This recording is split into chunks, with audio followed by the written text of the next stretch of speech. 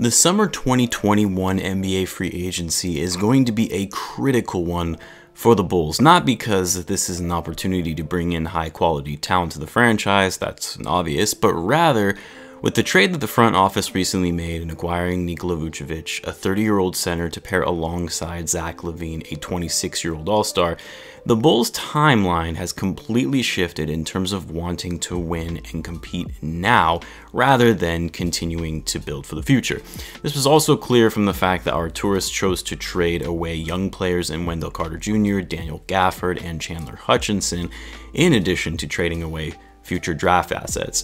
So as a result of the timeline for contention shifting post-trade deadline and to maximize our two All-Stars primes, this free agency is critical in the Bulls hitting on these free agent targets that are going to become available this summer. And that's really just to ensure immediate success. So in today's video, I'm going to be ranking the top free agents the Bulls should be targeting that are realistic and practical and fit the need for what the Bulls are looking for right now. So what's going on, everyone? You are listening to Bulls Central here. Hope you're all doing well. Before I get into the video, guys, I have recently partnered with an app called Vigit, which is a gamified social network for sports fans that allows fans to bet with free money via coins to win actual real prizes. So occasionally, I get companies or app developers that are reaching out to me from time to time asking if I'll promote their product or give a review on my channel. And guys, most of these folks are pretty sketch and a bit slimy in terms of their products or services that they're offering. And I'm a firm believer in promoting and partnering with companies that I actually believe in what they stand for and if I actually like their products. So just know that I would never promote something that I personally don't either use or align with for my values, because that also damages my credibility and reputation. And what I like about this app is, well, first, it's a sports related app and I love sports. Second, I like networking with other people when it comes to sports, and I of course enjoy sports banter here and there, but I also like the concept that they're promoting in sports betting with free money, essentially providing a platform for healthy betting that literally anyone can get involved with, and the fact that you can also win prizes for free by racking up fake money from winning bets on actual sporting events. So just the other day, I myself won a $25 Amazon gift card for winning a parlay bet on some NBA games. It was great. Anyway, I don't want to ramble on about that too much because I know that you guys are here for the content and not me talking about some app, but I personally love the idea of this app and found it to be a lot of fun. So if you are at all interested and you want to download the app, you can use my promo code, which is Bull Central, and that'll get you 2,500 coins to start on the app, which is already halfway to the number of points needed for an Amazon gift card. And as a disclaimer, since I am an affiliate partner of theirs, I do receive a small commission if you use the promo code. Now, if you've been following my channel for a while now, you know I've had people reach out to me and ask me if they can support the channel through a Patreon or something similar, and I've always said before that I don't do the whole Patreon thing or membership fees or any of that stuff really, nor will I ever do that. I will never ask you guys to send me money, and I would feel weird even accepting money from you guys when I'm literally just talking about basketball. I'm not providing any special services or anything like that. So for those of you who were wondering before how you can support me and the growth of this channel, well, this would be one way. It doesn't cost you anything since all you have to do is download the app. And hey, if you want to win prizes as well with it, then great. Anyway, shout out to Vigit for the partnership, and now let's get back into the content. So I say this a lot, but I say it a lot because it's no secret that the Bulls are in need of defense and playmaking, or really a floor general who has great court vision and can run the offense.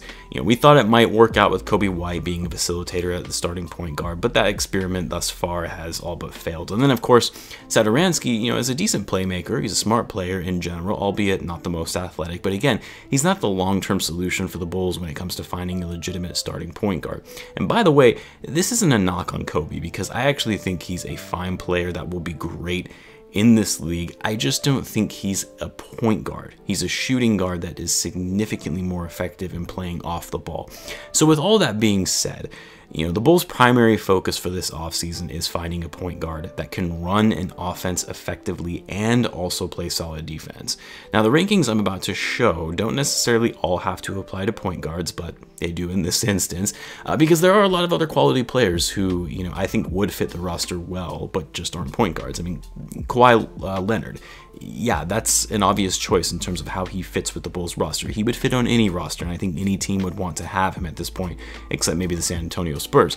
But like I said, at the beginning of this video, I'm only going to be discussing realistic free agency acquisition scenarios based on the salary cap that the Bulls have available, the likelihood of said player actually wanting to come to Chicago, and then of course, if said player fits the Bulls' overall timeline.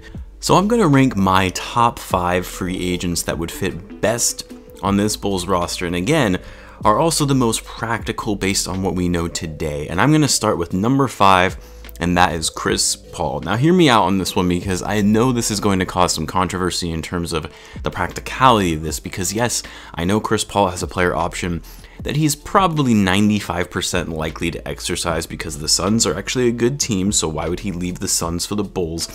And the fact that his option involves a $44.2 million salary for the last year of his deal to stay with the Suns, and at his age, which he'll be 36 next season, there's probably no way that he would turn that down. So again, that's why I have him listed as number 5 on this list, because I understand that this is very unlikely. But the outside chance is that he and Billy Donovan already have a strong relationship in their 1 year together in OKC, where they both spoke very highly of each other. If the Bulls front office can somehow sell CP3 on the culture that they're trying to create with the Bulls and rebuilding up this franchise to the prestige that it had in the Jordan days, and if the Suns, say, disappoint in the playoffs, then maybe, just maybe, Chris Paul would consider it, because we all know the Suns front office and the ownership, they're pretty lousy. I know that they're a good team right now, but they've been a bad team for a number of years, and players have been very dissatisfied in their time throughout the last 10 years or so. Now, from a fit perspective with Chris Paul, I mean, this is a no-brainer. I know he's old and will likely be on the decline soon, but the guy is one of the best playmakers and facilitators in the history of the NBA. He has impeccable court vision, he makes his teammates better, is decent in scoring at an efficient rate, both from mid-range and behind the arc. He would really instantly make this Bulls team a contender, and he's a great defender as well. If you have a point guard like Chris Paul feeding Lavine and Vucevic and mentoring some of these younger guys, forget about it. Bulls would be right with the best teams in the league. And I actually believe that, with as much bias aside. But again, all of this is pretty unlikely, given Paul is more often than not, more likely than not, I should say, to exercise his player option, unless of course the Bulls could offer a more enticing longer term deal that could pull him away from the Suns. Next up, and number 4 on the list, I'm going with Kyle Lowry. Now, the reason I'm going with Lowry here and why he's a bit more realistic is because, unlike Chris Paul, he does not have a player option. He will be an unrestricted free agent this offseason, and it's likely he may not command that much money, given he's getting a little up there in age, and even though he's still a very effective player, I think it's unlikely that any team would offer him a max contract, or say even, somewhere in the range of $25 million a year. So the salary could potentially be within reach for Lowry. From a fit perspective though, I mean, very similar to Chris Paul, although he is not as good as Chris Paul, but a very effective passer, a floor general who is a great scorer, a decent defender, another older player with a lot of experience to help mentor some of these younger guys. But for Lowry, it's also likely not going to be that practical. He might be a little too old for the Bulls timeline, but would still be a great pickup for the Bulls nonetheless if they were able to make the money work. Number 3 on the list, I've got Dennis Schroeder. Now, Schroeder has been the subject of some recent rumors being connected to the Bulls recently, although I don't know how credible those sources are, but essentially saying that Schroeder would be a backup plan for the Bulls if they were not able to get Lonzo Ball. But be that as it may, Schroeder could be a good option for the Bulls because he's a little younger than the last 2 guys I just mentioned. He's only 27 years old.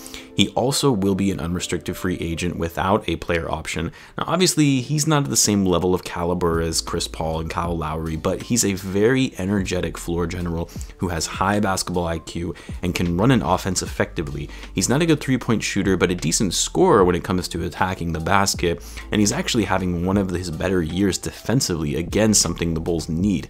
And what makes Schroeder a bit more realistic is he's likely not going to garner the type of money that guys like Chris Paul or Kyle Lowry or say even Mike Conley would get. He's currently making $15.5 million a year, and my guess is he likely won't require all that much more than what he's currently getting paid. So this enables the Bulls to bring in a quality playmaking point guard at a reasonable amount while also leaving cap space for other role players. Number 2 on the list for this one, I've got to go with Lonzo Ball. Now, I've said this many times, and I know I generally get a lot of heat for this, but I am still not 100% sold on the idea of Lonzo Ball, partially because I don't really see that tenacity and fire in him, and I don't think he's going to live up to the hype that most people expected him to be going into the league. But in any event, the reason he is this high on the list is because I'll admit he's more practical than all these other free agent targets, and his fit, you know, as a need for what the Bulls are looking for right now makes sense.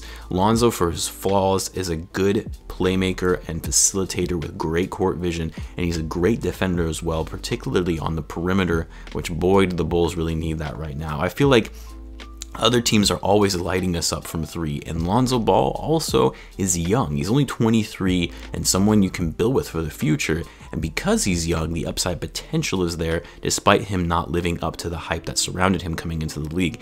And he has improved his shooting quite a bit this season, which is good to see because his offense was a real struggle to watch before. On top of that, Lonzo likely isn't going to require a massive contract, at least let's not hope anyway. I do still think the Knicks are going to throw a lot of money at him and most likely will overpay him this offseason. The challenge is, you know, Lonzo is a restricted free agent, so any offer the Bulls do make for him in free agency, the Pelicans have the ability to match to keep him. However, based on recent reports and rumors, it does sound like the Pelicans re-signing Lonzo is likely not going to happen, given reports of him being unhappy, not being used properly to his strengths on the Pelicans, and the fact that Lonzo does not want, or I guess I should say he does want to go play for a big market, which is something the Bulls have in their favor. And then finally, my number 1 free agent prospect that the Bulls should pursue when factoring in talent, fit, and practicality is Jrue Holiday. Now let me start with the practicality of this because I can already see you guys in the comments saying that Jrue is a player option on this deal, and why would he ever leave the Bucks? The Bucks will likely extend him anyway. Well, yes, true, and among these metrics that I'm using when ranking these top free agents, Jrue Holiday is on the lower end of the practicality spectrum, because yes, he would be declining a lot of money by not exercising his player option with the Bucks, and the Bucks are a contending team. He's playing alongside the reigning MVP in Giannis Antetokounmpo. Why would he ever leave? But what if, and this is a pretty big if, but what if the Bucks absolutely bomb in the playoffs yet again this season? And Giannis says, I've had enough. I know I just signed this Supermax contract, but I'm demanding a trade. I want out. The Bucks would be forced in a position similar to what the Rockets faced with Harden, the Pelicans with Anthony Davis. You could even go back as far as to Carmelo Anthony in his last season with the Denver Nuggets. And if the Bucks were forced to trade Giannis, which mind you, they could get a ton of young assets in return for him if he ever demanded a trade. And if the Bucks were forced to trade Giannis in the offseason after a failed playoff run, they would blow up the team at that point and really start to rebuild, because everything they did this past offseason was designed to show Giannis that they're committed to building around him and getting him help, and Jrue Holiday was a big component of that. Now, let's say that in this incredibly hypothetical situation, the Bucks are forced to trade Giannis. You think Jrue Holiday is going to exercise his player option at that point? Maybe if he was 36 and was owed that kind of money at his age, but he's only 30, the same age as Vucevic, mind you. So no, he would decline his player option, not wanting to play another year of his prime for a rebuilding team and look to go elsewhere. Now, the other practicality issue, because the situation I just laid out is dependent on the Bucks absolutely falling apart in the playoffs and Giannis getting fed up, but the other piece that also makes this challenging is he's likely still going to want to get paid for his age and caliber. When again, the Bulls, you know, they can finagle and get creative, you know, with the money side in terms of making the cap space work. This likely would mean no re-signing of Markkanen, likely needing to trade Coby White to get his rookie salary off the books, and potentially waiving Thaddeus and Sato and their potential guaranteed salary for next season. But from a fit and talent perspective, I mean, you could argue outside of Kawhi Leonard, Jrue Holiday is one of the most talented players left in this free agency class. And that talent also fits with the Bulls because he's an experienced point guard that is an effective playmaker at running an offense. He's an efficient scorer, an incredible defender. He's actually leading the league in steals per game right now, a 2-time all-defensive player, so he fits the need the Bulls have in terms of the point guard position and their need for defense. And he fits the Bulls timeline just based on his age. Again, not as practical because he's not most likely not going to decline his player option, especially if the Bucks make a deep run in the playoffs or say even win a championship. But anyway, those are my top 5 free agents that I feel the Bulls should pursue in terms of talent, need, and fit, and what is the most practical for the Bulls. I want to hear what your guys' top 5 free agents are that you would like the Bulls to go after. Let me know in the comments, and guys, as always, be sure to subscribe if you're a Bulls fan as I post daily Bulls content. Don't forget to check out the Viget app and use my referral code as well if you're interested. Thanks again for tuning in, guys, as always, and I will catch you in the next one.